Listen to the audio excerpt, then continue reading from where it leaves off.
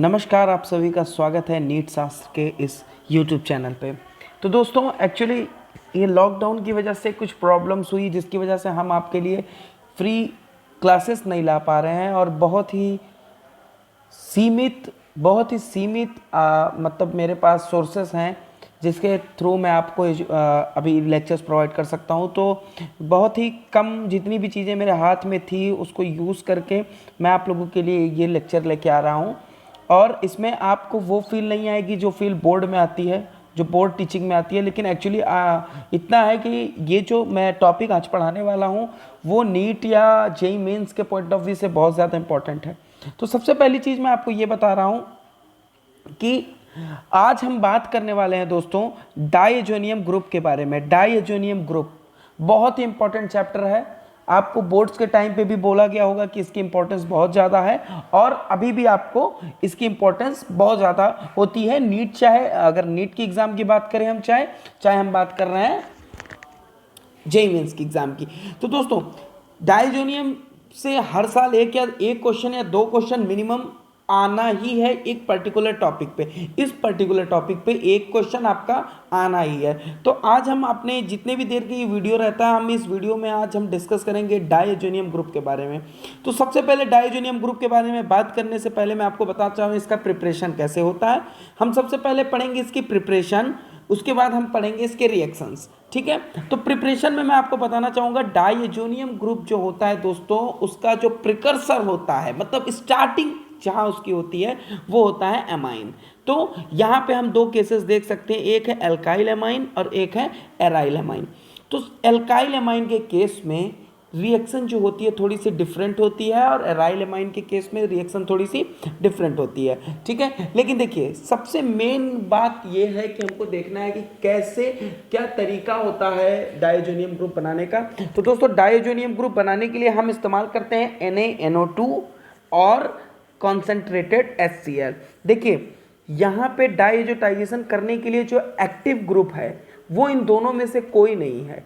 Actually में जब हम कॉन्सेंट्रेटेड HCl और NaNO2 को एक साथ मिलाते हैं तो इन सीतु में मतलब रिएक्शन मिक्सचर के अंदर HNO2 नाइट्रस एसिड का फॉर्मेशन होता है और नाइट्रस एसिड जो होता है वो एक्चुअली में इस रिएक्शन का अटैकिंग रिएजेंट है। देखिए तो जब NaNO2 कॉन्सेंट्रेटेड HCl को मिलाते हैं तो हमको एल्काइल एमाइन के केस में जो डायजोनियम ग्रुप जो हमको प्राप्त होता है ये जिस पे मैंने अभी एरो लगाया, ये किसी भी रूम टेम्परेचर पे किसी भी टेम्परेचर पे स्टेबल नहीं होता है और तुरंत वाटर के साथ या किसी के साथ रिएक्शन करके अल्कोहल बना देता है। ठीक है, बात करते हैं एराइल एमाइन की दोस्तों। तो एराइल एमाइन जो होता है 0 से 5 डिग्री सेंटीग्रेड पे अगर हम एनिलीन को 0 से 5 डिग्री सेंटीग्रेड पे, ये बहुत इंपॉर्टेंट है, ये आपको एक्सपेरिमेंटली भी बहुत इंपॉर्टेंट है ये टेम्परेचर। अगर आप एनिलीन को 0 से 5 डिग्री सेंटीग्रेड पे NaNO2 और कॉन्सेंट्रेटेड HCl के साथ ट्रीट करेंगे तो आपको 0 से 5 डिग्री सेंटीग्रेड पे आप बेंजीन डायजोनियम क्लोराइड को आइसोलेट कर पाने में सक्षम हो जाएंगे आप। लेकिन ये सबसे इंपॉर्टेंट चीज़ है कि आपको जो टेम्परेचर है वो 0 से 5 के बीच में रखना है। अगर आपने टेम्परेचर इससे ज़्यादा रखा तो ये तुरंत से डिकम्पोज कर जाएगा, आपको डायजोनियम ग्रुप जो है वो आइसोलेट करके नहीं मिलेगा। ठीक है, अब बात करते हैं आगे। Alkyl diazonium salt is unstable and can not be obtain, जो हमने बात की थी वो हमने यहाँ पे लिख दिया है। अगला पॉइंट है aryl diazonium salt is stable up to 5 degree, यानी कि जो बेंजीन का डायजोनियम सॉल्ट है वो 0 से 5 डिग्री सेंटीग्रेड तक स्टेबल होता है और उसको आइसोलेट किया जा सकता है, उससे फर्दर रिएक्शन कराई जा सकती है।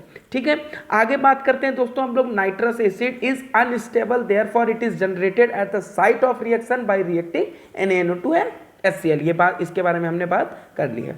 देखते हैं दोस्तों मैकेनिज्म, देखते हैं कि क्या मैकेनिज्म है इस रिएक्शन का जिसमें डायजोनियम ग्रुप बनता है। तो देखिए सबसे पहले NaNO2 और HCl, NaNO2 है HCl है, ये रिएक्ट करके बना रहे हैं नाइट्रस एसिड और NaCl। ठीक है, HNO2 जो है, HNO2 का स्ट्रक्चर मैंने ये आपके सामने बना दिया है। Nitrogen double bond oxygen, single bond oxygen, oxygen की एक वैलेंसी खाली, वो सेटिस्फाई होगी हाइड्रोजन के द्वारा। अब देखिए, ऑक्सीजन के पास मौजूद है lone pair of electron, nitrous acid के ऑक्सीजन के ऊपर मौजूद है लोन पेयर ऑफ इलेक्ट्रॉन, और HCl जो है वो एसिड है, अच्छा एसिड है, आयनाइज हुआ H+ और Cl- में, और जो इसका H+ है, H+ यानी कि प्रोटॉन, इसको है इलेक्ट्रॉन की कमी, ये ऑक्सीजन के लोन पेयर को अपनी तरफ ग्रैब करेगा। ये देखिए, ऑक्सीजन का लोन पेयर हाइड्रोजन की तरफ गया, और जब ऑक्सीजन ने अपना लोन पेयर हाइड्रोजन को दिया तो उस केस में ऑक्सीजन के ऊपर पॉजिटिव चार्ज आया, क्योंकि इसका खुद का इलेक्ट्रॉन पेयर लोन पेयर इसने हाइड्रोजन को डोनेट किया। जब ऑक्सीजन पे पॉजिटिव चार्ज आया तो ये ऑक्सीजन और नाइट्रोजन के बीच में ये जो सिग्मा बॉन्ड है, इसके दोनों इलेक्ट्रॉन जो पेयर हैं, जो बॉन्ड पेयर के इलेक्ट्रॉन हैं, वो दोनों शिफ्ट हो जाएंगे ऑक्सीजन पे, और वाटर के फॉर्म में इस मॉलिक्यूल को छोड़कर बाहर निकल जाएंगे। और अगर देखिए, अभी ये ऑक्सीजन और नाइट्रोजन के बीच में किसी पे, ऑक्सीजन पे पॉजिटिव चार्ज है, नाइट्रोजन पे कोई चार्ज नहीं है, और जब ये बॉन्ड के दोनों इलेक्ट्रॉन ऑक्सीजन पे शिफ्ट हो गए तो ऑक्सीजन के ऊपर का पॉजिटिव चार्ज खत्म, लेकिन नाइट्रोजन के ऊपर पॉजिटिव चार्ज आ गया। तो क्या बनता है दोस्तों, नाइट्रोसोनियम आयन NO+। आगे देखते हैं, यहाँ पे थोड़ा सा, ठीक है, यहाँ पे दोस्तों एनिलीन है और नाइट्रोसोनियम आयन है, और नाइट्रोजन का जो लोन पेयर है वो अच्छा डोनर होता है, नाइट्रोजन अच्छा डोनर होता है। हाँ, अमोनिया से इसका डोनर कैपेसिटी थोड़ी कम है, क्योंकि यहाँ का लोन पेयर जो है वो बेंजीन के साथ कॉन्जुगेशन में है। तो NO+ ऑक्सीजन पे पॉजिटिव चार्ज यानी कि इलेक्ट्रोफाइल, नाइट्रोजन पे लोन पेयर यानी कि न्यूक्लियोफाइल। और मैं एक चीज़ और आपको बता देता हूँ, ये हमारा लेक्चर उन स्टूडेंट्स के लिए है जिन्होंने अभी तक कुछ तैयारी की हो। अगर कोई एकदम बेसिक से कर रहा है तो शायद, आई एम सॉरी, लेकिन उसको उतने अच्छे तरीके से ये लेक्चर समझ में नहीं आएगा। तो देखिए, यहाँ पे ये NH2 का लोन पेयर इलेक्ट्रॉन गया नाइट्रोसोनियम आयन के ऑक्सीजन पे प्लस चार्ज पे, ठीक है, नाइट्रोजन पे जिस पे प्लस चार्ज है। जब इसने अपना लोन पेयर NO+ को दिया तो NO+ का चार्ज तो खत्म, लेकिन उस टाइम चार्ज आ जाएगा नाइट्रोजन पे, और नाइट्रोजन के ऊपर जब पॉजिटिव चार्ज आया तो नाइट्रोजन और हाइड्रोजन के बीच में जो सिग्मा बॉन्ड है उसके दोनों इलेक्ट्रॉन शिफ्ट हो जाएंगे नाइट्रोजन पे, और जब नाइट्रोजन पे शिफ्ट हुए तो एक H+ निकलेगा, ठीक है। और अगली स्टेप में क्या हो रहा है, जो ये नाइट्रोजन का लोन पेयर ऑफ इलेक्ट्रॉन है वो डबल बॉन्ड बनाने के लिए जाता है नाइट्रोजन से, और जब यहाँ पे डबल बॉन्ड बनता है तो ये वाला जो बॉन्ड है वो शिफ्ट हो जाता है ऑक्सीजन पे, और ऑक्सीजन पे जब शिफ्ट हुआ तो ऑक्सीजन के ऊपर आया निगेटिव चार्ज, और ये H+ और ये O मिलके बना देंगे OH, ठीक है। अगले स्टेप पे क्या होता है दोस्तों, जब नाइट्रोजन अपना लोन पेयर डबल बॉन्ड बनाने के लिए देता है तो नाइट्रोजन के ऊपर आ जाती है पॉजिटिव चार्ज, तो ये नाइट्रोजन और हाइड्रोजन के बीच का जो इलेक्ट्रॉन पेयर है वो दोनों शिफ्ट हो जाता है नाइट्रोजन पे, और जब वो दोनों नाइट्रोजन पे शिफ्ट होता है तो उसके बाद ऑक्सीजन, जो यहाँ से देखिए यहाँ पे एक H+ निकला है, क्योंकि ये H दोनों इलेक्ट्रॉन पेयर नाइट्रोजन को देके गया। अब ये H+ जाके अटैक करता है OH के लोन पेयर को, जब ये करता है तो ऑक्सीजन पे आता है पॉजिटिव चार्ज, और उसके बाद नाइट्रोजन और ऑक्सीजन के बीच का इलेक्ट्रॉन पेयर ऑक्सीजन लेके वाटर के फॉर्म में बाहर निकल जाता है, और हमको क्या मिलता है, बेंजीन डाइज़ोनियम ग्रुप हमको प्राप्त होता है, ठीक है। चलिए अगले पेज पे देखते हैं। यहाँ पे बेंजीन डाइज़ोनियम ग्रुप ये आपको मिल गया। अब देखिए, इस नाइट्रोजन के ऊपर लोन पेयर ऑफ इलेक्ट्रॉन होता है, ये लोन पेयर ऑफ इलेक्ट्रॉन अगर यहाँ जाएगा तो इनके बीच में ट्रिपल बॉन्ड बनेगा, नाइट्रोजन का पॉजिटिव चार्ज खत्म, लेकिन इस वाले नाइट्रोजन पे पॉजिटिव चार्ज आ जाएगा। अब देखिए, कुछ अगर हमें इसकी रिएक्शंस की बात करनी है तो थोड़ा बहुत बात हम इस ग्रुप के नेचर के बारे में कर लेते हैं। तो देखिए, सबसे पहली चीज़ यहाँ पे मैंने नोट लिखा है कि N2+ is a very good leaving group.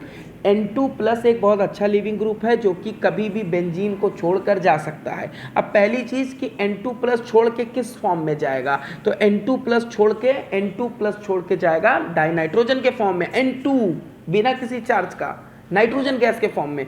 तो एक बात बताइए, अगर बेंजीन है और उसके ऊपर N2+ ग्रुप है और वो N2 के फॉर्म में जा रहा है, यानी कि इस कार्बन और इस नाइट्रोजन के बीच में ये जो इलेक्ट्रॉन पेयर है इसके दोनों इलेक्ट्रॉन को लेके जा रहा है, और अगर इसके दोनों इलेक्ट्रॉन को लेके जाएगा तो इस कार्बन पे कौन सा चार्ज आ जाएगा, पॉजिटिव चार्ज आ जाएगा। तो ये बहुत ही अच्छा लिविंग ग्रुप होता है, ठीक है। चलिए अब देखते हैं रिएक्शन ऑफ डाइज़ोनियम ग्रुप। तो इसमें कुछ पॉइंट मैंने लिखे हैं कि it normally undergoes nucleophilic substitution reaction. Normally ये न्यूक्लियोफिलिक सब्स्टिट्यूशन रिएक्शन को कॉज करता है। उसमें क्या होता है, जो N2 प्लस है वो N2 के फॉर्म में वापस चला जाता है, बेंजीन रिंग को छोड़ के बाहर निकल जाता है। तो फिनाइल पे पॉजिटिव चार्ज आता है और ये पॉजिटिव चार्ज कोई दूसरा न्यूक्लियोफाइल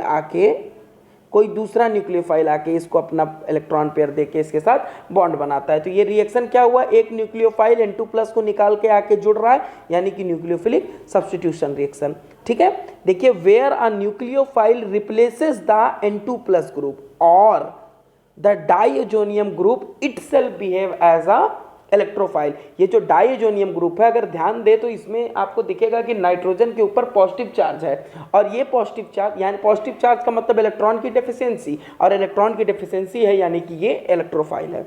ठीक है, diazonium group itself behave as a electrophile and react with benzene. देखिए बेंजीन, ये मैंने बोला है ये लेक्चर उन स्टूडेंट्स के लिए है जिन स्टूडेंट्स के कॉन्सेप्ट्स क्लियर हैं, उनको रिवीजन करना है या फिर उन्होंने कुछ बेसिक चीज़ें पढ़ रखी हैं। तो दोस्तों बेंजीन जो होता है, बेंजीन की कैरेक्टरिस्टिक रिएक्शन होती है इलेक्ट्रोफिलिक सब्स्टिट्यूशन रिएक्शन। तो अगर कोई अच्छा इलेक्ट्रोफाइल है तो वो बेंजीन में भी रिएक्शन कर सकता है, लेकिन अगर मान लीजिए इलेक्ट्रोफाइल अच्छा नहीं है तो उस केस में अगर बेंजीन के पास इलेक्ट्रॉन की डेंसिटी ज़्यादा है तो भी वो रिएक्शन पॉसिबल होती है, क्योंकि अगर बेंजीन के ऊपर इलेक्ट्रॉन डेंसिटी ज़्यादा है यानी कि वो एक अच्छा न्यूक्लियोफाइल है। तो अगर इलेक्ट्रोफाइल थोड़ा कमज़ोर भी है तो भी मामला चल सकता है। ठीक है, इसीलिए मैंने लिखा है एक्टिवेटेड बेंजीन। एक्टिवेटेड बेंजीन का मतलब ऐसा बेंजीन जिसमें या तो NH2 ग्रुप लगा हो या तो OH ग्रुप लगा हो, ताकि वो अपने इलेक्ट्रॉन पेयर को बेंजीन रिंग के अंदर डाले और बेंजीन रिंग की इलेक्ट्रॉन डेंसिटी को बढ़ाए। ठीक है, चलिए अब अगले पेज पे चलते हैं। जो रिएक्शंस हमने देखनी है, अपने को रिएक्शन देखनी है, देखते हैं इसमें कौन कौन से रिएक्शन है दोस्तों। सबसे पहले देखते हैं, सॉरी यहाँ पे N2 प्लस, ठीक है N2 प्लस, इसको अगर आप हीट करेंगे तो N2 प्लस जो है वो अपना इलेक्ट्रॉन पेयर अपने और कार्बन का इलेक्ट्रॉन पेयर लेके बाहर निकल जाएगा। ठीक है, तो इस वाले कार्बन पे पॉजिटिव चार्ज आएगा।